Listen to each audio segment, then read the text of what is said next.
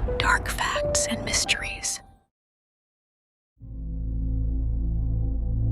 यही सोचिए, रात का सन्नाटा है, हवा तक जैसे थम गई हो और अचानक कहीं दूर से आती है पायल की हल्की सी झनकार। लेकिन ये पायल किसी इंसान की नहीं, यह है एक भूली बिसरी देवी की चेतावनी। उनका नाम है कठैरी अम्मन। सदियों पहले दक्षिण भारत के गांवों में उनका नाम डर से लिया जाता था। लोग मानते थे कि जब गांवों में महामारी फैलती, बच्चे अचानक मर जाते या पशु बीमार होकर गिर पड़ते, तो ये सब उसकी छाया का काम है। कहते हैं कटारी अम्मन कभी दिन में नहीं आती थी। वह चलती थी शमशान घाटों, सुनसान जंगलों और वीरान गलियों में आधी रात को। लोगों ने उसे देखा था, एक औरत, काले बिखरे बाल, लाल चमकती आंखें और होंठों पर ताजा खून। गांव वाले उसे शांत करने के लिए फूल माला नहीं चढ़ाते थे, बल्कि बलि देते थे। काली मुर्गियां, बकरियां और सुनी सुनाई कहानियों में कभी कभी इंसान भी। सबसे डरावनी बात, रात को बच्चों को सख्त हिदायत दी जाती थी, बाहर मत निकलना वरना कटारी ले जाएगी। आज भी कुछ जगहों पर उसके टूटे हुए मंदिर मिलते हैं, टूटी फूटी मूर्तियां, अजीब चढ़ावे और राहगीरों के अनुभव। कई कहते हैं सुनसान सड़क पर उन्हें पीछे से पायल की आवाज सुनाई दी, लेकिन पीछे मुड़ कर देखा तो कोई नहीं था, सिर्फ हवा में खून की गंध थी। लोग मानते हैं कटारी अम्मन कहीं नहीं गई, वो अब भी मौजूद है। अब हम आपको कटेरी अम्मन की एक असली लोक कथा सुनाते हैं, जो दक्षिण भारत के गांवों में अब भी फुसफुसाकर सुनाई जाती है। बहुत समय पहले तमिलनाडु के एक छोटे से गांव में अकाल और बीमारी फैल गई थी। बच्चे अचानक बीमार होकर मर जाते, औरतें गर्भपात का शिकार हो जाती, मवेशी एक एक करके मरने लगे। गांव के बुजुर्गों ने कहा, ये कोई साधारण बीमारी नहीं है, ये कटेरी अम्मन का प्रकोप है। गांव के लोग डर गए। वे जानते थे कि कटेरी अम्मन को खुश करना आसान नहीं। वह फूलमाला या भजन से नहीं मानती, उसे चाहिए खून। गांव ने तय किया, एक काली बकरी की बलि दी जाएगी। रात के ठीक 12 बजे श्मशान के पास पुराने बरगद के पेड़ तले सब इकट्ठा हुए। चांद बादलों के पीछे छिपा हुआ था और दूर से पायल की झंकार सुनाई देने लगी। लोगों का खून जम गया। सब जानते थे यह इंसान की पायल नहीं थी। गांव का पुजारी कांपते हाथों से मंत्र पढ़ रहा था। तब ये हवा तेज चलने लगी, औरतों के बाल बिखर गए, दिए एक एक करके बूझने लगे और अचानक सबने देखा, एक औरत काले बिखरे बालों के साथ, लाल चमकती आंखें और होंठों पर खून। वह धीरे धीरे आगे बढ़ रही थी। उसकी हैंसी इतनी भयावह थी कि कई लोग वहीं बेहोश हो गए। पुजारी ने तुरंत बकरी की बलि दी।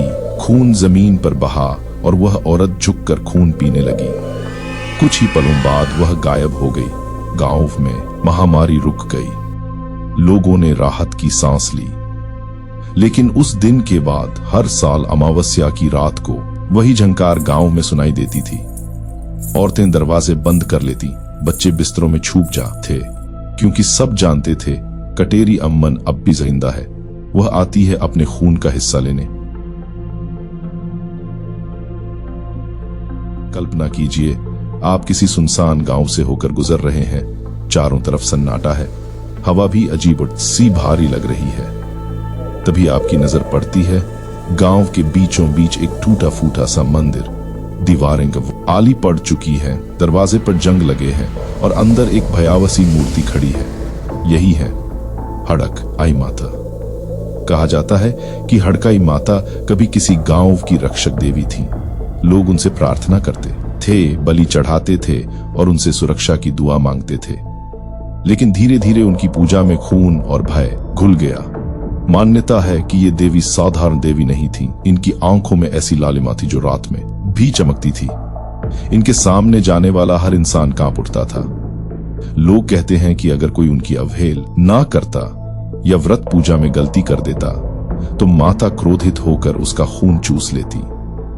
कई गावलों की रहस्यमयी मौतें इन्हीं के श्राप से जोड़ी जाती हैं। कहानी है कि एक बार एक आदमी ने माता को चुनौती दी।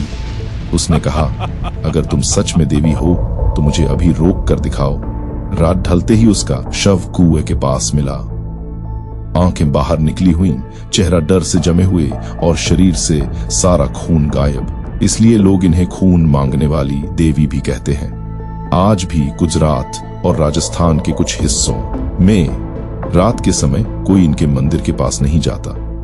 माना जाता है कि आधी रात को अगर कोई इन्हें पुकार ले तो उनकी परछाई पीछे पीछे चलने लगती है।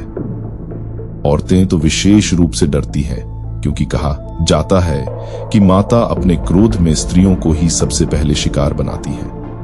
धीरे धीरे गांव वालों ने इनकी पूजा बंद कर दी, मंदिर वीरान हो गया। लेकिन मान्यता है कि हड़काई माता अभी भी वही है।